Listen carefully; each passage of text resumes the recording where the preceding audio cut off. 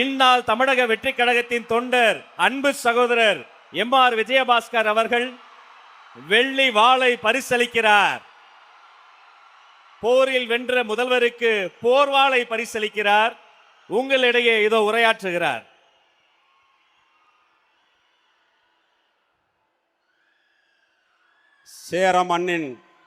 சேர மன்னனின் தலைநகராக விளங்கிய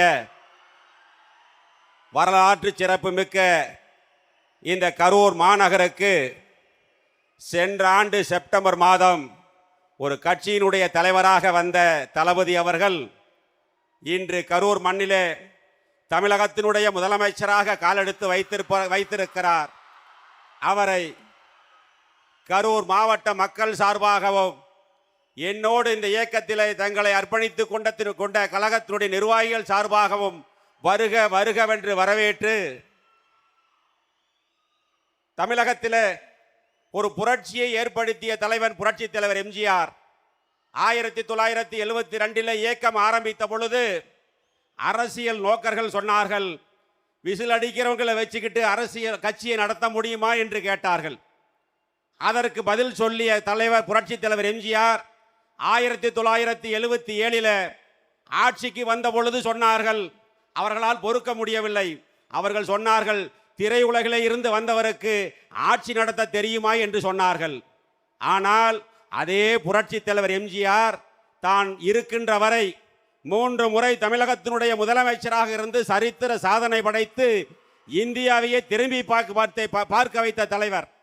அதே போலதான் இப்பொழுது புரட்சி தலைவருடைய அன்பும் மாண்புமிகு புரட்சி தலைவி அம்மாவுடைய வீரமும் ஒன்று சேர்ந்த தலைவராக நம்முடைய புரட்சி தளபதி நம்முடைய தமிழக முதலமைச்சர் அவர்களை தமிழகம் மட்டுமல்ல இந்தியாவே உற்று நோக்கி கொண்டிருக்கிறது.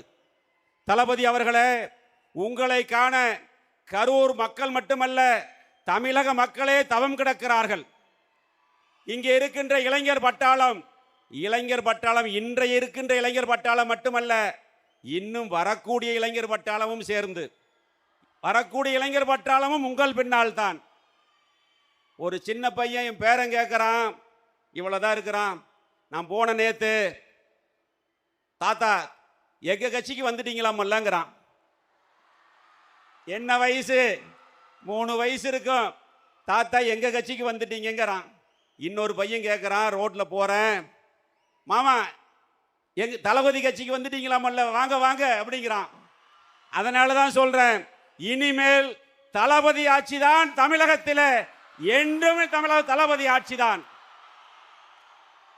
அதிமுகவில் அனைத்து இந்திய அண்ணா திராவிட முன்னேற்ற கழகத்தில் மாண்புமிகு இதய தெய்வம் புரட்சி தலைவி அம்மாவுடைய கரத்தை வலுப்படுத்துவதற்காக எண்ணற்ற தியாகங்களை செய்திருக்கிறோம். அவரை நிரந்தர கழகத்துடைய நிரந்தர பொதுச் செயலாளர் என்று சொன்னோம். அதே போலதான் இதே மேடையிலே சொல்கிறேன், தமிழகத்தினுடைய நிரந்தர முதலமைச்சர் நம்முடைய தளபதி அவர்கள். இயக்கம் ஆரம்பித்து 2 ஆண்டுகளில் தமிழகம் மட்டுமல்ல இந்தியாவையே திரும்பி பார்த்த வரலாறை படைத்த தலைவர் நம்முடைய தளபதி அவர்கள். அவர்களுக்கு முன்னால் ஆட்சிக்கு வந்திருக்கிறார். ஆனால் இதற்கு முன்னர் ஆட்சியில் இருந்த தீய சக்தி திமுக விடியலை தருகிறேன் என்று சொல்லி அவர்களுக்குத்தான் விடிஞ்சது, தமிழக மக்களுக்கு அல்ல. பணம் மட்டும் இருந்தால் போதும், அதிகாரம் இருந்தால் போதும், ஆட்சிக்கு வந்து விடலாம் என்று மனக்கணக்கு போட்டவர்களுடைய மனக்கோட்டையை தகர்த்த தலைவன் இந்த நம்முடைய தலைவர் அவர்கள். ஆட்சி அதிகாரத்திற்கும் வேலை இல்லை, பணத்திற்கும் வேலை இல்லை, அன்புக்கு அடிமை என்பதை நிரூபித்த இளைஞர் பட்டாளம் இருக்கிறது. நீங்கள் உத்தரவிடுங்கள். உங்கள் பின்னால் ஒரு எளிய தொண்டனாக உங்கள் பின்னால் இந்த இயக்கத்தை கழகத்தை வலுப்படுத்துவதற்கு இரவு பகல் பாராமல் போராடுவோம். அதில் எந்த மாற்று கருத்தும் கிடையாது. எனவே தமிழகம் என்பது இனிமேல் தளபதி கையில் தான் இருக்கிறது. தளபதி ஆட்சிக்கு வந்திருக்கிறார். நிறைய சவால்கள் இருக்கிறது. போன தீய சக்தி திமுக ஆட்சியில மிகப்பெரிய பொருளாதார நெருக்கடி இருந்தது. குழந்தைகள் பெண்களுக்கான பாதுகாப்பு ஒரு சவாலாக இருக்கிறது. போதைப் பொருள் ஒரு சவாலாக இருக்கிறது. சட்டம் ஒழுங்கு ஒரு சவாலாக இருக்கிறது. இப்பொழுது புதிதாக கர்நாடகாவில் இருந்த காவேரி பிரச்சனை ஒரு சவாலாக இருக்கிறது. இங்கே இருக்கக்கூடிய இளைஞர் பட்டாளத்தினுடைய வேலை வாய்ப்பு ஒரு சவாலாக இருக்கிறது.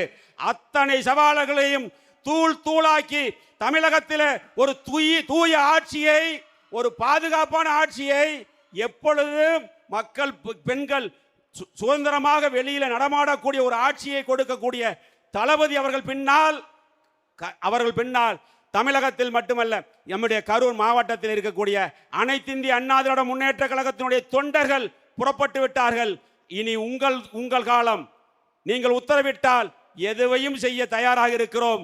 தளபதியினுடைய கரத்தை வலுப்படுத்த உங்கள் உயிரை கொடுத்தாவது அதை செய்து காட்டுவோம் என்று இந்த நேரத்தில் அன்போடு தெரிவித்துக் கொண்டு, இனிமேல் கரூர் மாவட்டம் தளபதியினுடைய கோட்டை என்பதை நாங்கள் நிரூபித்து காட்டுவோம் என்பதை இந்த நேரத்தில் இருக்கிற இளைஞர் பட்டாளம் உங்களுடைய அனுமதியோடு அந்த உத்தரவாதத்தை கொடுத்து, தலைவர் முன்னால் ஒரே ஒரு கோரிக்கை இருக்கிறது, அதை மட்டும் சொல்லிவிடுகிறேன். சென்ற திமுக தீய ஆட்சி காலத்தில் அறநிலைத்துறை என்று ஒரு துறை இருந்தது. அதற்கு ஒரு அமைச்சர் இருந்தார். முன்னாள் பெருந்தலைவர் காமராஜர் ஆட்சி காலத்தில் 1963 to 66 ஆட்சி காலத்தில் இனாம் ஒழிப்பு சட்டம் என்று ஒரு சட்டம் கொண்டு வந்து அந்த கோயில் இனாம் நிலங்களை உழுதவர்களுக்கு, குடியிருப்பவர்களுக்கு பட்டா போட்டு கொடுத்தார். கிட்டத்தட்ட 50, 60, 70 ஆண்டு காலத்திற்கு பிறகு இந்த தீய சக்தி திமுக ஆட்சி காலத்தில் அமைச்சராக இருந்தவரும் சரி, அந்த முதலமைச்சரும் சரி, சொந்த மண்ணிலேயே அவர்களை அகதிகளாக்கி கொண்டிருக்கிறார்கள். அதுவும் குறிப்பாக கரூர் மாவட்டத்தில் அவர்களுடைய வீடுகளை சீல் வைப்பது, காலி செய்வது, அவர்களுடைய நிலங்களை அபகரிப்பது என்ற நிகழ்வு நடந்து கொண்டிருக்கிறது. இது கரூருக்கு மட்டுமல்ல, கரூரில் தான் அதிகமாக நடக்கிறது. இது தமிழ்நாட்டுக்கான ஒரு பிரச்சனை. இந்த பிரச்சனையை மாண்புமிகு தமிழக முதலமைச்சர் தளபதி அவர்கள் தனி கவனம் எடுத்து அந்த பிரச்சனையை தீர்த்து வைத்தால், தமிழகத்தில் இருக்கக்கூடிய ஏழை எளிய மக்கள், கோவில் இனாம் நிலங்களே குடியிருக்கக்கூடிய ஏழை எளிய மக்கள், அதில் விவசாயம் செய்து தனது வாழ்வாதாரத்தை நடத்தி கொண்டிருக்கக்கூடிய லட்சக்கணக்கான மக்கள் வாழ்நாள் முழுவதும் உங்களுக்கு கடன்பட்டு இருப்பார்கள் என்று சொல்லி அதை மட்டும் செய்து கொடுக்க வேண்டும் என்ற கோரிக்கையை வைத்து உங்கள் முன் இன்று இயக்கத்தில் நாங்கள் இணைந்ததை நான் பெருமையாக நினைத்துக் கொள்கிறேன். வெளியில் 1000 சொல்லலாம், நான் நெகிழ்ந்து போனேன். இயக்கத்தில் நானும் புதுக்கோட்டை விஜயபாஸ்கர் 2 பேர் விஜயபாஸ்கர் ஸ்கொயர்னு சொன்னாங்க, போய் இயக்கத்தில் இணைந்தோம். அடுத்த நாள் தளபதி அவர்களை பார்ப்பதற்கு ஒரு வாய்ப்பு கிடைத்தது. மேடையிலே சென்று 2 மணி நேரம் சால்வை அணிவித்து ஒவ்வொருவருக்கும் 4 போட்டோ எடுத்தார். நான் பார்த்ததே கிடையாது. அவ்வளவு அமைதியாக நம் சொல்வதை கேட்டு அதற்கு பதில் சொல்லி, நான் நேரில் கேள்விப்பட்டதுக்கு நேரில் பார்க்கறதுக்கு உடம்பெல்லாம் சிலுக்கிற மாதிரியான ஒரு நிகழ்வு நடந்தது. அது மட்டுமல்ல, 2வது முறை ஒரு போட்டோ எடுக்க வாய்ப்பு கிடைத்தது. ஒன்று ஒரு ஆசைப்பட்டேன், சார் என் தோளில் கை போட்டு ஒரு போட்டோ வேணும்னு கேட்டேன். உடனடியாக அதை செய்து கொடுத்தார். உண்மையிலேயே நான் அதை கனவா நினைவா என்று எண்ணி பார்க்கின்ற அளவிற்கு அவ்வளவு பாசத்தோடும் பரிவோடும் நடந்து கொண்ட தளபதி அவர்கள் பணத்தாலும் அதிகாரத்தாலும் மக்கள் மனதை வெல்ல முடியாது, பாசத்தால் வெல்லலாம் என்பதை நிரூபித்து காட்டிய நம்முடைய தளபதி அவர்களுடைய ஆட்சி சிறக்க வேண்டும். தொடர்ந்து தமிழகத்தில் நம் தளபதியினுடைய ஆட்சிதான் என்று உத்தரவாதம் கொடுத்து எங்களை எல்லாம் இந்த இயக்கத்தில் இணைத்துக் கொண்டதற்கு மீண்டும் ஒரு முறை நன்றி கூறி விடைபெறுகிறேன். நன்றி, வணக்கம்.